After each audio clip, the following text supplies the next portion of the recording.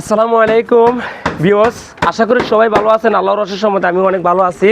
আজকের ভিডিওটা যদি আপনারা দেখেন ফুল ভিডিওটা, তাহলে আপনারা ঠকবেন না।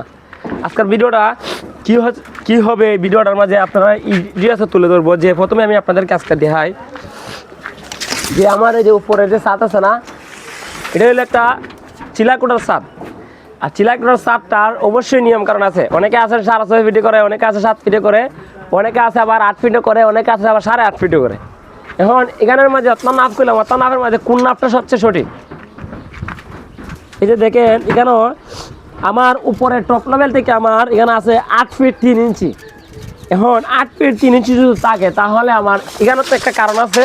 কারণটা তো অবশ্যই আপনাদেরকে বুঝাইতে হবে যে 8 ফিট 3 ইঞ্চি কেন রাখলাম। আমি একটু দাঁড়ায় আসুন যে এখানে আমি 8 ফিট 3 ইঞ্চি কেন রাখলাম, এটা আপনাদেরকে অবশ্যই বুঝিয়ে দিতে হবে। এই যে দেখে এখানে বিমের যে তলাটা, এই যে বিমের আছে না, বিমের তলার থেকে আমার কতটুকু জায়গা আছে? এই বিমের তলার থেকে আমার মূলত আছে 7 ফুট 3 ইঞ্চি। তাহলে 7 ফুট 3 ইঞ্চির মাঝে আমি যদি 3 ইঞ্চি জায়গা মাইনাস করি, তাহলে আমার থাকবে কতটুকু? 7 ফিট থাকবে। আর 3 ইঞ্চি মাইনাস কেন করবো আমি? 3 ইঞ্চি অবশ্যই আপনারা একটা নিচে ইট ধরতে হবে।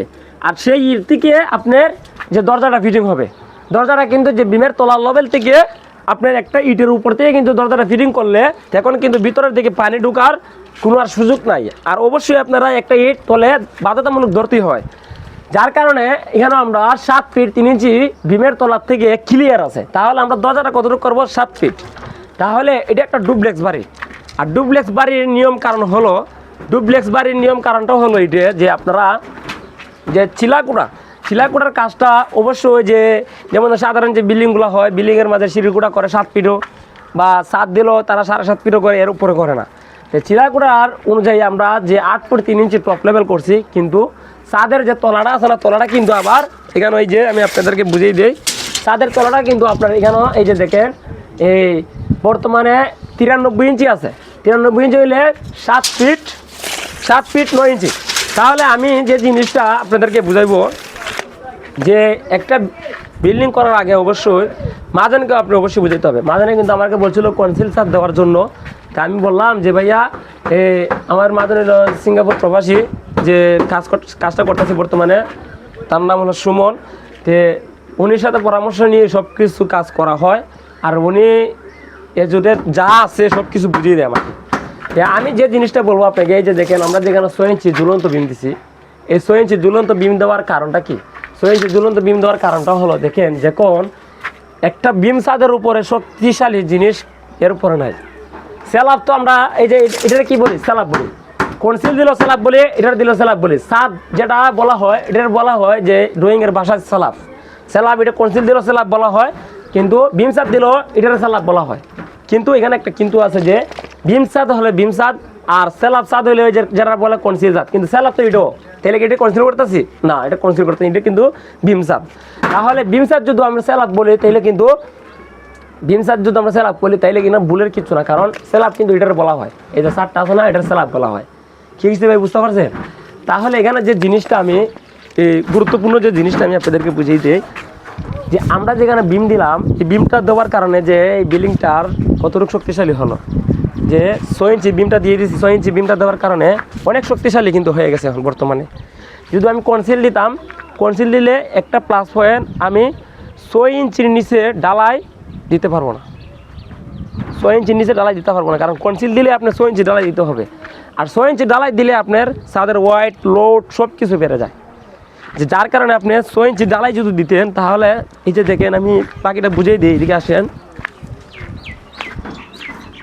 যে এই যে আমরা সিঁড়ি রাখছি কেন, ওই সিঁড়ি দিয়ে উঠা মাঝন এটার উপরে বওয়ার একটা চিন্তা ভাবনা, যে এখানে বৈশাখ কথাবার্তা বলবে, এরকম একটা সিস্টেম করা হবে উপরে।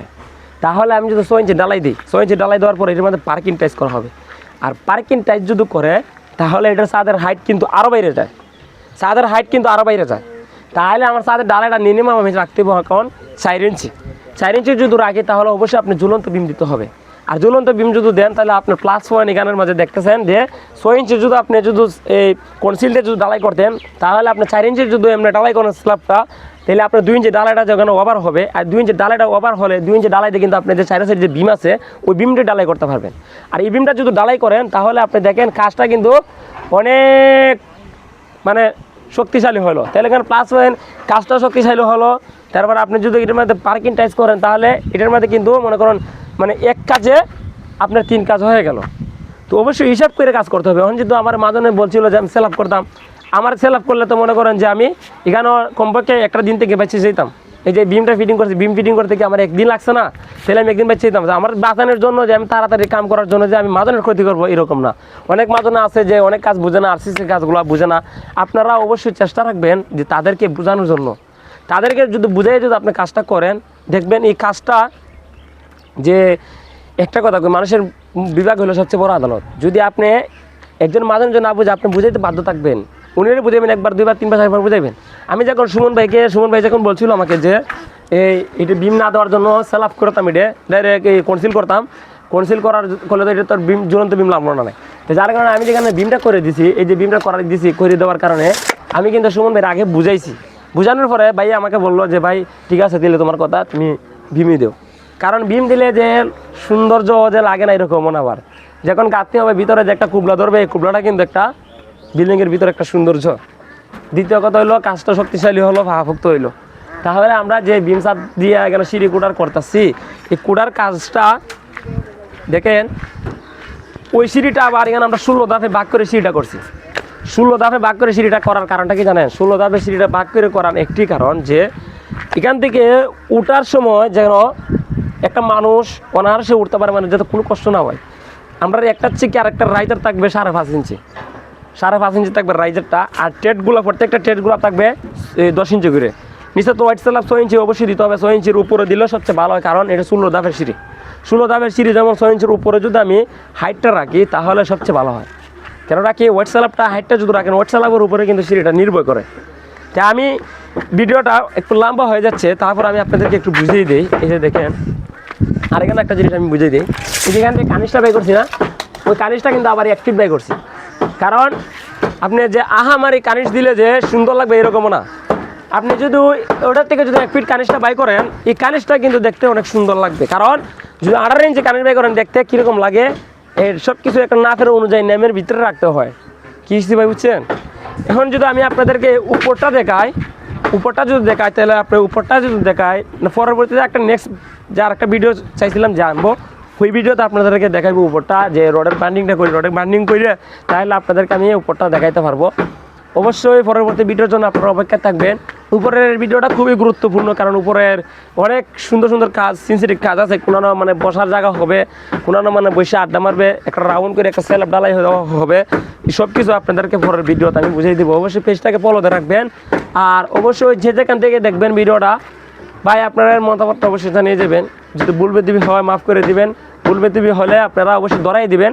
ইনশাল্লাহ শুধরাই নিব পরের ভিডিও, কারণ ভুল বলতে মানুষের। আমি এর থেকে বেশি কথা বলতেও চাই না, কারণ আপনারা অবশ্যই আমার ভিডিওগুলো দেখেন, অনেক সুন্দর সুন্দর কমেন্ট করেন। আপনারা ভিডিও দেখার পরে যে কমেন্ট করেন, আমি অনেক কমেন্টটা পড়ার পর অনেক কমেন্ট রিপ্লাই দিই, অনেক ভালো লাগে। তো যাই হোক আজকে এখানে শেষ করলাম। সবাই ভালো থাকবেন। আসসালামু আলাইকুম রহমতুল্লাহি ওয়া বারাকাতুহু।